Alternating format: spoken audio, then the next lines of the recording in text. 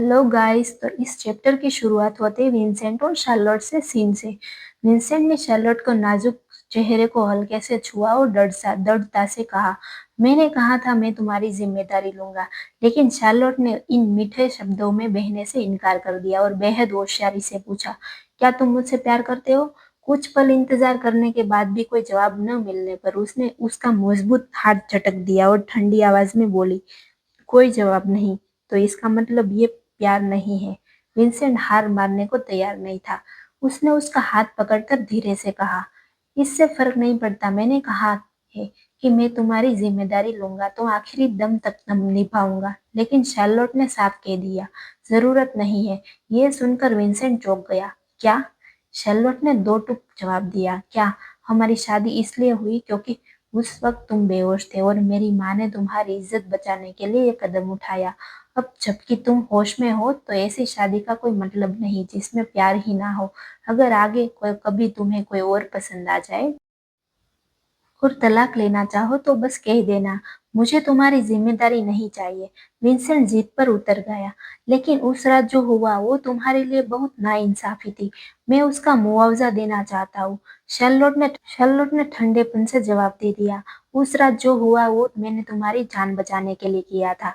मैं वो सब भूल चुकी हूँ, तुम भी भूल जाना। विंसेंट सन रह गया। अब उसके पास कोई दलील नहीं बची थी। कुछ समय बाद शहर की एक सुंदर इमारत के सामने शर्लोट खड़ी थी। वह सोच रही थी कि क्या यह अपना ब्यूटी सैलून का हेडक्वार्टर खोले, लेकिन तुरंत ही ख्याल बदल दिया। नहीं, यहाँ तो बहुत भीड़ है, ग्राहकों को पार्किंग में दिक्कत होगी। तभी किसी ने उसे पानी की बोतल थमाई। पानी पी लो, उसने देखा और मुस्कुराते हुए बोली, हाओ, पिछले बार मदद करने के लिए धन्यवाद। उसकी मुस्कान के सामने वाले का दिल धड़क गया। वो हल्का सा लाल भी पड़ गया, लेकिन शांत स्वर में बोला, पार्टनर के बीच थैंक यू की क्या जरूरत है। दोनों साथ चलते चलते बातें करने लगे। शर्लोट ने इधर उधर देखते हुए कहा, आज भी क्या तुम मेरी हिफाजत करने आए हो? विंसेंट ने हाल ही में मेरे लिए कुछ बॉडीगार्ड लगाए हैं। हर घंटे वो रिपोर्ट देते हैं। हाव ने बड़ी ही बेपरवाही से लॉलीपॉप निकालकर मुंह में डाल दिया और बोला, अगर सच में कोई मुसीबत आ गई तो वो कुछ नहीं कर पाएंगे। मुझे चैन नहीं मिलता है ऐसे। इतना बोलने के बाद उसे एहसास हुआ कि उसने ज्यादा ही कह दिया है। उसने तुरंत बात संभाल ली, मेरा मतलब हाल ही में मैंने तुमने बहुत दुश्मन बनाए हैं। अगर तुम जिंदा रहोगी तभी मैं अपने परिवार का बदला ले पाऊंगा। शार्लोट ने उसे शांत करते हुए धीरे से कहा, मुझे पता है। उधर विंसेंट अपने ऑफिस में डॉक्यूमेंट देख रहा था। तभी फोन वाइब्रेट हुआ।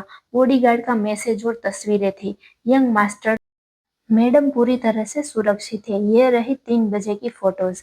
लेकिन विंसेंट ने तस्वीर देखकर भौहें चढ़ा ली। फिर वही लड़का। तभी बटलर जीन ने पूछा, यंग मास्टर, आप बाहर जाने का सोच रहे हैं? आपको याद दिला दूं, यूएसबी वाले मामले के बाद प्रोजेक्ट तेजी से आगे बढ़ रहा है।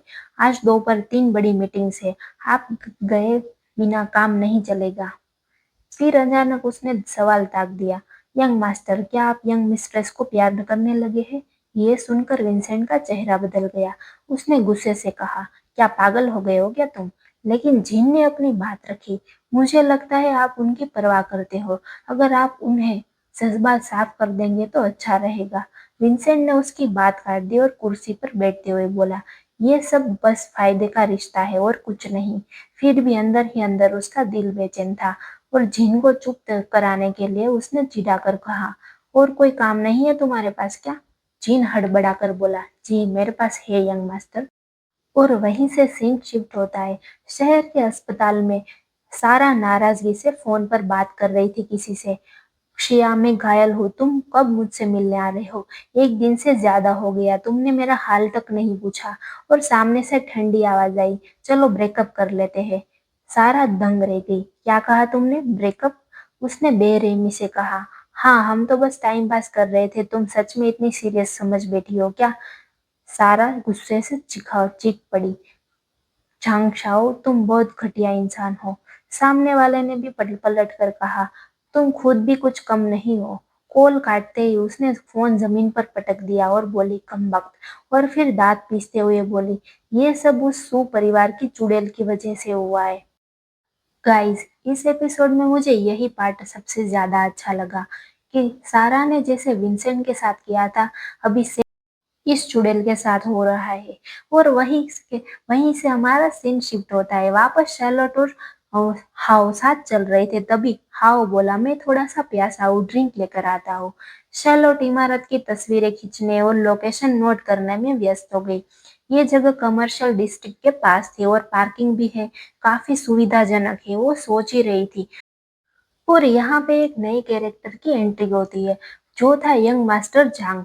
और यंग मास्टर जांग को किसी ने रिपोर्ट दे दी, यंग मास्टर, आपकी कितनी क्रेज है, वहाँ एक लड़की चुपके चुपके आपकी तस्वीरें खींच रही है।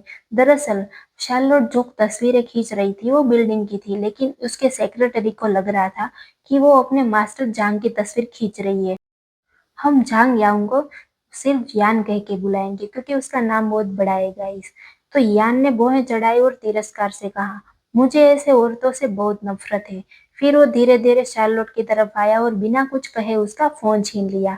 शार्लोट चौंक गई और बोली, अरे मेरा फोन क्यों छीन लिया तुमने? यान ने नाराजगी से कहा, मुझे ऐसी लड़कियां बिल्कुल पसंद नहीं जो मक्खी की तरह छुपकर फोटो खींचती है।